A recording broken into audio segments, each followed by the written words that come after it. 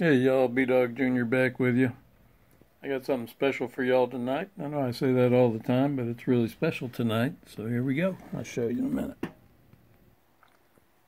This is a pistol that used to belong to my dad.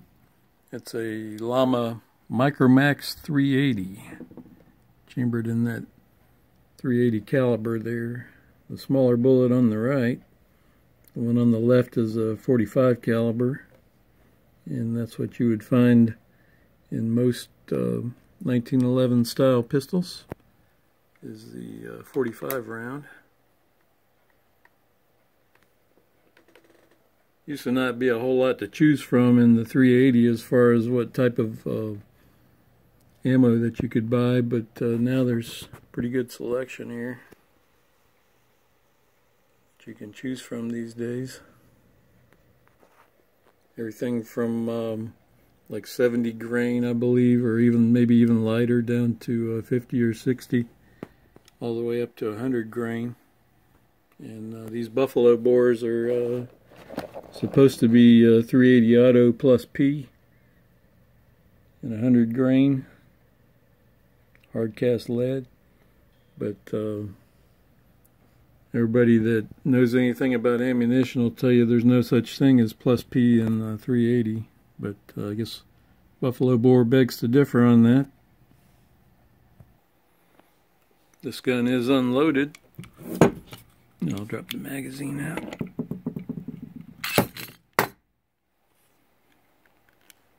See the empty chamber.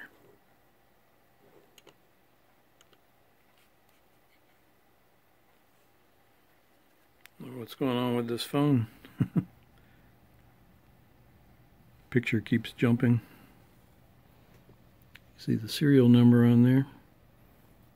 And I'm pretty sure the 00 at the end means that it was manufactured in the year 2000. It's got a loaded chamber indicator there. You can see the little red mark on it. And whenever there's a round in the chamber, it'll protrude more.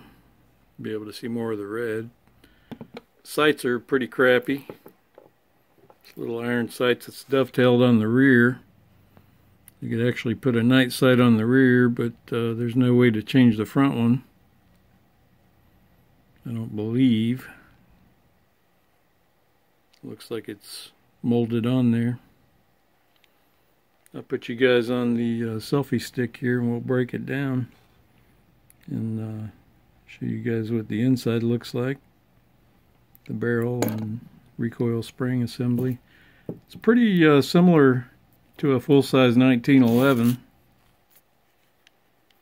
I think about the only difference is the most of the 1911s are going to have your swivel on the barrel. I'll put you guys on the selfie stick here. Don't waste any more time. Alrighty. A lot of people can do this with their thumbnail, but I'm not one of them. I like to use something, I'll chip a dang nail doing that. Take that plunger out of there. I'm going to take the slide stop out. Bring it back to where the little mark meets the catch there. Push it out from the other side. That's the slide stop. And the barrel just, or the slide just comes right off. Easy peasy. It's like a full-size one. And you take the recoil spring assembly out. It looks very similar to a full-size one. The barrel comes on out the front. Oh, after you take the barrel bushing out, you have to swing it over to the left. And it slides right out. That's the bushing. So there, so you can see it. Or can you see it? There it is. Now the barrel will come out. There it is. We'll do a comparison here with a full-size 45 caliber barrel.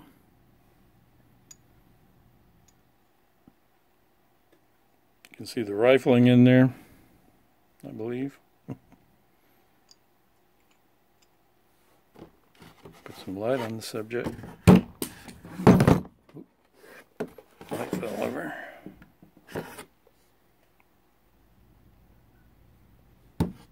Well, see how aggressive that rifling is on the 380. Camera's not cooperating.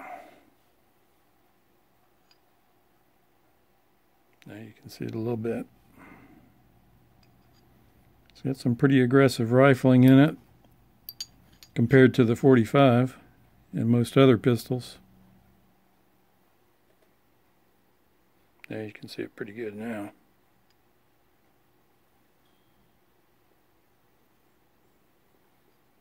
And for a size comparison, you can put the barrel into the chamber on this 45. Look, no hands.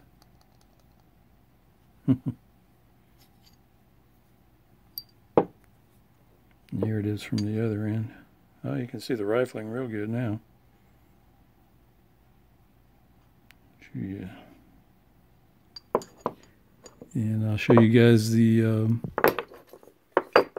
difference. That's a 6-inch barrel, and this one's 3 3/4, 3.75.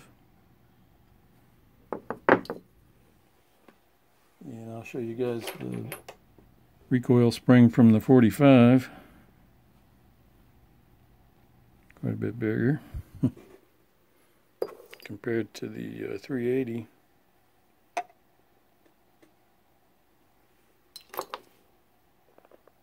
And Dad was a big fan of these 1911s. He bought this one. It's a Springfield 1911. And it's the NRA Armed Citizen edition. See, it says NRA on there.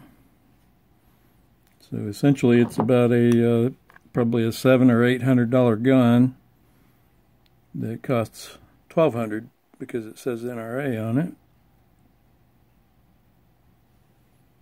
You know, the other fancy engraving.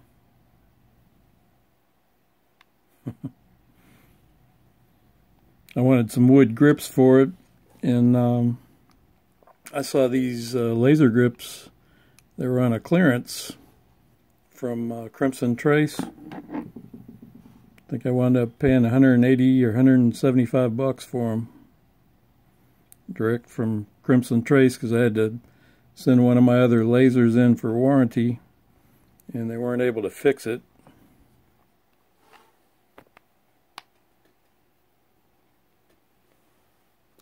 I don't know if you can see the laser. Is the camera picking it up? Yeah. Barely, huh? There it is.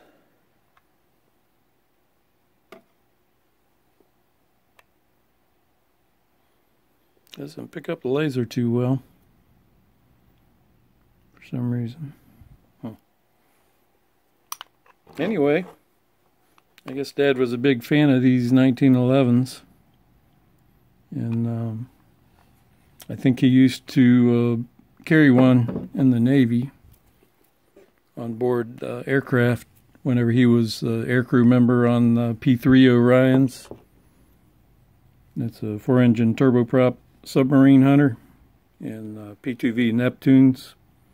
That was a piston engine with 2 jets on the outboard section of the wings.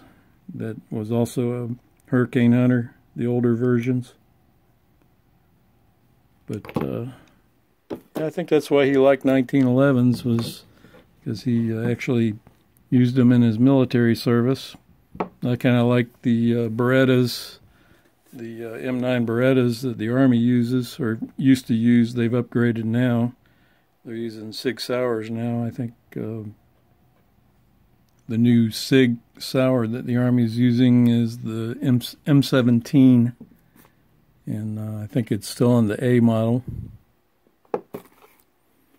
That's the case that it came with. And he actually still had the receipt. $320 was what he paid for it. And the company went out of business back in 1997. They were in business from 1975 to 1997. And after they went out of business in 97, the employees decided to buy out all the machinery that was needed to make these things. And they started reproducing them from 97 till 2005. And then 2005, I guess they decided to give it up because it wasn't profitable or whatever. And then somebody started making them again in the Philippines. Another company, let me get that information for you. Yeah, the company that's making them in the Philippines now is called Metro Arms. And they started making them again in 2016, along with a .45 caliber model and some other models in between. But apparently you can still buy them today. I think they're around $430. So that's about $100 more than what Dad paid for this one. I've got some sight paint that I'm going to touch up the sights on this thing with. And I'll probably touch up the sights on the full-size Springfield as well. I think I'm going to call this one done, and we'll just stick a fork in it, and I'll post it up for you guys. Since I haven't put up a video in a while, hopefully I'll still remember who I am. It's B-Dog Jr. Over and out. Y'all have a good day, or night, whichever.